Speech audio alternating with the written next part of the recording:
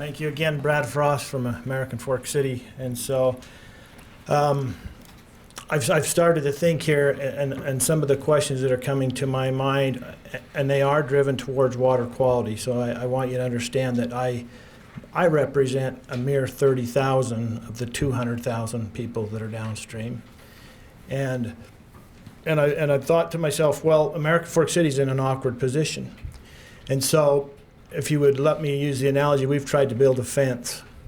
The fence that we have provided for you, and it's not a 20-foot tall fence by any means that might be projected whether we stay up here for a long period of time or whatever.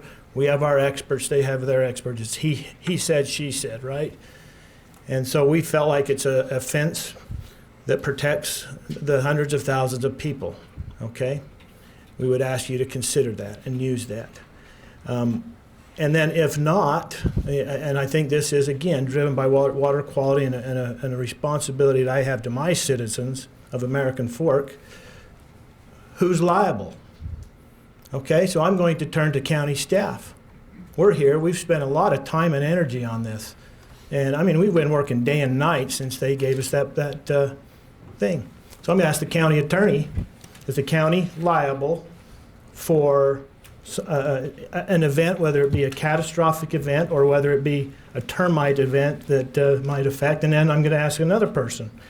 Bob has been quoted in the paper as saying this is a family business, and I expect that family business is from the Ian Cumming family. I met Colby Rollins just the other day. He explained to me his representative, and so we have the family business owner, and then we have the county who has put American Fork City in a very tough position.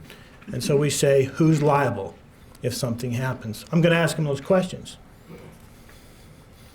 Don't think it's relevant to the discussion today, but Okay. I do not think Utah County's liable. Okay, so let's ask Ian Cummings. If we cause the problem, we're liable, period. Well, we are on record understanding who is liable if something happens. That might help you satisfy your conscience a little bit as well. And please don't take anything that I'm saying, personal to you. But again, we have a fence, and we would ask you to use that fence and to defend the residents, 200,000 plus. And they taught me this now goes all the way down into Provo, and so it's reasonable. And if they don't like it, let's pick out what they don't like. We don't have to agree on everything in the fence, but we are here.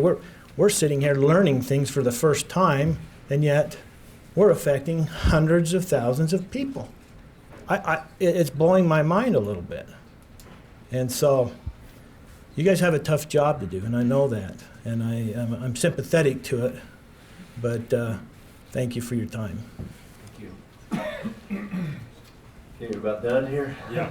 Okay. Gonna hit him, and I am going to be really quick because I think it is. I just want to hit on a couple things that were statements that were made by who they called to support their cause. First is the indication was this stream is not contaminated, but actually the statement that was made was after 1,000 feet the stream is not contaminated. So there's clearly contamination, at least at 1,000 feet. So the argument that there's no contamination up there just isn't true, and by their own words it's not true. Second, we've talked about Salt Lake County. Salt Lake County, how they're different. What I heard from the state is that Salt Lake County had to put in a water treatment plan. Without that water treatment plan, that water would not be drinkable.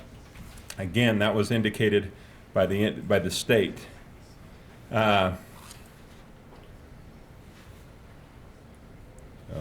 Technology's tired too.